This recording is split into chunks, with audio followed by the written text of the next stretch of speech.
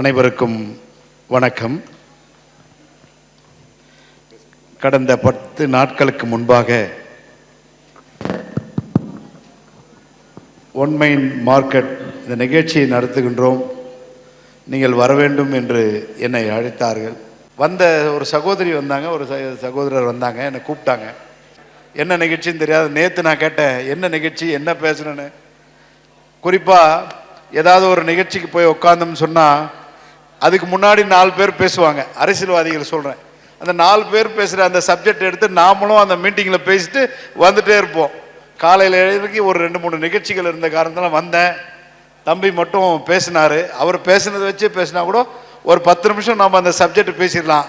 அவர் சொன்னது என்ன, அவர் என்ன சொன்னார்? வாங்க தம்பி. கஷ்டப்பட்டு இந்த ஒன் மைண்ட் மார்க்கெட்டை நாங்கள் உருவாக்கணும். நாங்கள் உருவாக்கின பொழுது பல பேர் பல விதத்தில் பேசினாங்க. யார் எப்படி பேசினாலும் பரவாயில்ல, இதை நாங்கள் உருவாக்கி இன்றைக்கு அவர்கள் பேச்சை எல்லாம் தவிடுபொடியாக்கி இன்றைக்கு ஒரு வருடத்தை முடித்து 2ஆம் வருடத்தில் காலடி எடுத்து வைக்கின்றோம். வெற்றி மட்டுமே நம்முடைய இலக்கு என்று அவர் சொன்னார். இது ஒன்று போதும். இன்னொருத்தன் என்ன நினைப்பான் அப்படின்னு நம்ம நினச்சி பின்னாடி பார்த்தோம் முன்னாடி பார்த்தோம் நம்ம நடந்து போனோம்னா, இந்த முன்னாடி பேசிட்டு இருக்கிறோம். நீங்கள் முன்னாடி என்ன நினைப்பீங்களோ நினச்சி பேசணும்.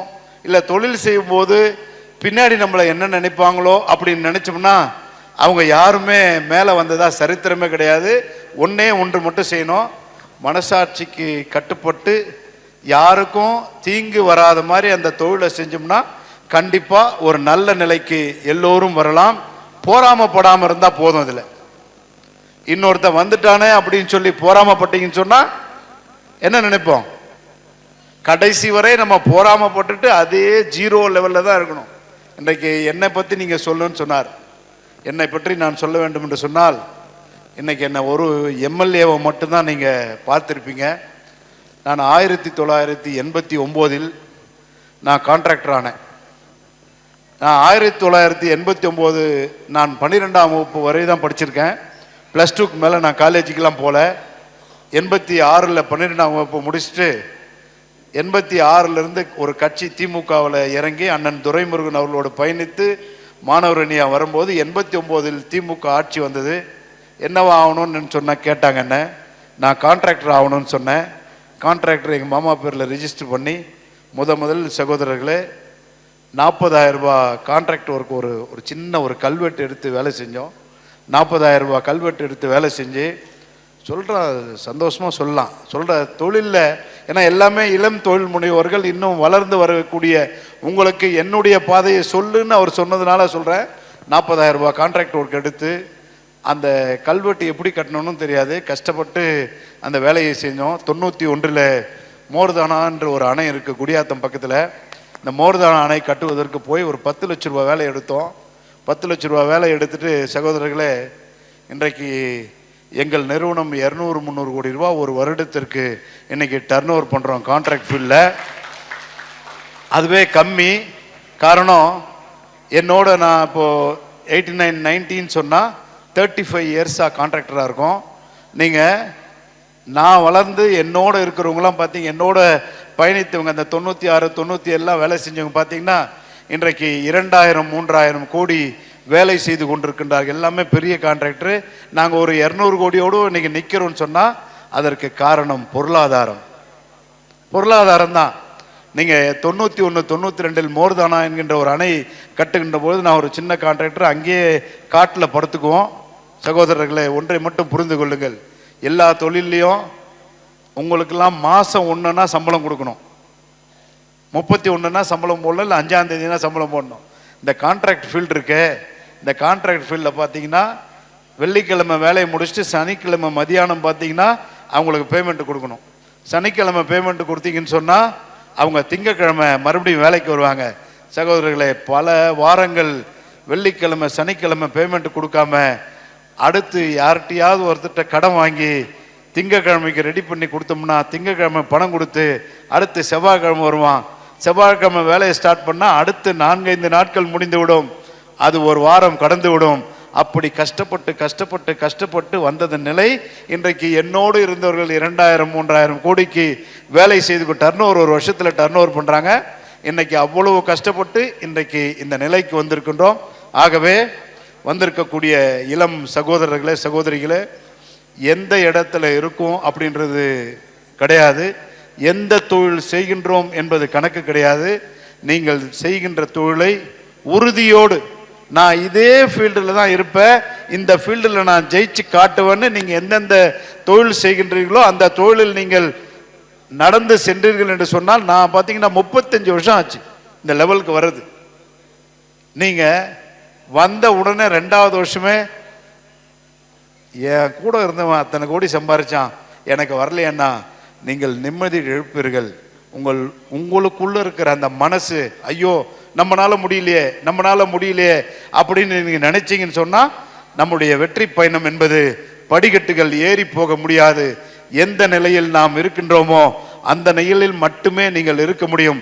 ஆகவே சகோதரர்களே சகோதரிகளே, நீங்கள் ஒன்னே ஒன்று நினைங்க, நானும் வருவேன், நானும் ஒரு நாளைக்கு வருவேன் அப்படின்னு நினைச்சு நாம செய்யற தொழில நேர்மையா செஞ்சோம்னு சொன்னா கண்டிப்பா ஒன்னே ஒன்று இருக்கும். என்ன இருக்கும்? மன நிம்மதி இருக்கும். என்ன இருக்கும்? இல்லை நான் சொல்றத இன்டராக்ட் பண்ணலாம் யாராவது. நான் சொல்ற வார்த்தைகள்ல இல்ல சார் நீங்க சொல்ற தப்புன்னு சொன்னா என்ன கேள்வி கேட்கலாம். நான் சொல்றேன், எந்த தொழில் எவ்வளவு டர்ன் ஓவர்னு கிடையாது, அந்த தொழிலை நிம்மதியா செஞ்சோம்னு சொன்னா கண்டிப்பா உங்களை நோக்கி அந்த வெற்றி கண்டிப்பாக வரும். வரலன்னா ஒன்னே ஒன்று வரும். என்ன வரும்? என்ன வரும்? பிபி வரும். வருமா வராதா சொல்லுங்க? ஐயோ பக்கத்தில் இருக்கிறோம் பெரிய ஆள் ஆயிட்டானே, நம்ம ஆக முடியலன்னா நம்ம எப்படி ஆகணும்னு நினைக்கணும். அதை நினைச்சு நீங்க சிந்திக்காம ஐயோ ஆயிட்டான்னா நம்ம வரவே முடியாது. ஆகவே சகோதர சகோதரிகளே, நாம் வருவோம்னு நினைங்க, கண்டிப்பா வருவீங்க. அதற்கு இது போன்ற ஒன் மைண்ட் மார்க்கெட்டிங் போன்ற சகோதரர்களாம் நீங்க எல்லாருக்கும் ஒரு ஊக்கம் தானே தரீங்க. ஊக்கத்தை தருவதற்கு ஆள் இருக்கின்ற பொழுது கண்டிப்பாக நம்முடைய வெற்றி பயணம் இருக்கும். அதே மாதிரி தான் அரசியல் பயணம். நான் ஒரு சாதாரண கிராமத்தில் பிறந்தவன். 86 என்று நினைக்கின்றேன். ஒருத்தர் போயிட்டே இருந்தார், எங்கள் ஒன்றிய செயலாளர் ராஜகோபால் ரெட்டியார்னு பேர். போயிட்டே இருந்தார், நடந்து போயிட்டே இருந்தேன். தம்பி இங்கே வான்னு கூப்பிட்டாரு. லத்தேரி தாண்டி என் வீடு. போயிட்டே இருந்தேன், வான்னு கூப்பிட்டாரு. என்னென்ன என்ன பின்னாடி உட்காந்த ஒரு ஆளை கூப்பிட்டு, இந்த லத்தேரி இளைஞரணி அமைப்பாளர் இந்த தம்பி போட்டுக்குப்பா ஊராட்சிக்குன்னாரு. அவர் என்ன என் பேரை கேட்டு எங்கள் அப்பா பேரை கேட்டு எழுதிட்டாரு. எழுதிட்டு நான் போயிட்டு எங்கள் வீட்டில் நான் தான் லத்தேரிக்கு இளைஞரணி அமைப்பாளர்னு பெருசாக சொல்லிட்டு இருந்தேன். அருமை சகோதரர்களே, அப்படி படிப்படியாக வந்து 96 கவுன்சிலர், 2001 ஊராட்சி மன்ற தலைவர், 2006 மாவட்ட கவுன்சிலர், அப்படியே கட்சியிலும் பார்த்தீங்கன்னா படிப்படியாக வந்து இளைஞரணி மாணவரணின்னு வந்து இன்றைக்கு மாவட்ட கழகத்தினுடைய செயலாளர், எம்எல்ஏவாக இன்றைக்கு 10வது வருடத்திலே நான் இருக்கின்றேன். படிப்படியாக வந்தவர்கள் நாங்கள்.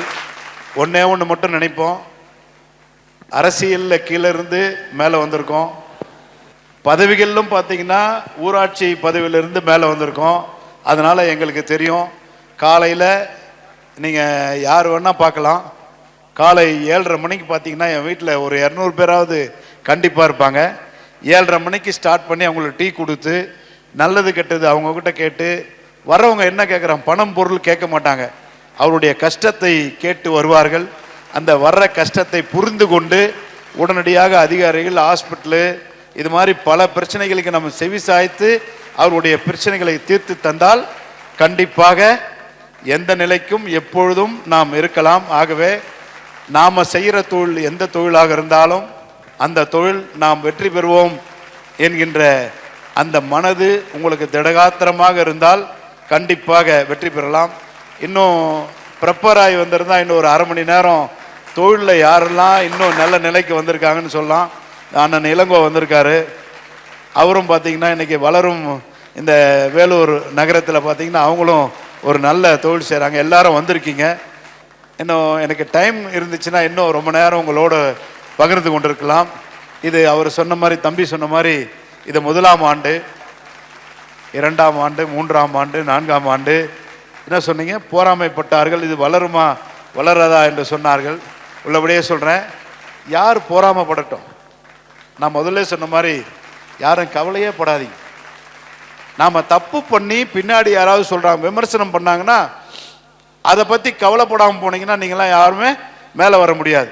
நம்ம தவறு செய்யாமல் நம்மை யார் பின்னால் நின்று பேசினாலும் அதை பற்றி கவலைப்படாதீர்கள். நம்ம ஒன்னே ஒன்று, நம்ம கோல் என்ன? கோல் போட்டே ஆகணும். நான் இப்போ சொன்ன மாதிரி சின்ன வயசுல நோட்டீஸ், அரசியல் உங்களுக்குலாம் பிடிக்குமா பிடிக்காது தெரியாது. ஏன்னா எங்களை சார்ந்து தான், அரசியலை சார்ந்து தான் மற்ற எல்லாமே இருக்கும். சின்ன வயசுல பார்த்தீங்கன்னா சின்ன பதவியில் இருக்கும்போது என் நோட்டீஸை ஒரு 100 வரிக்கு நான் 98வது வரியில் போட்டுப்பேன். பூத கண்ணாடியில் தான் பார்க்கணும்.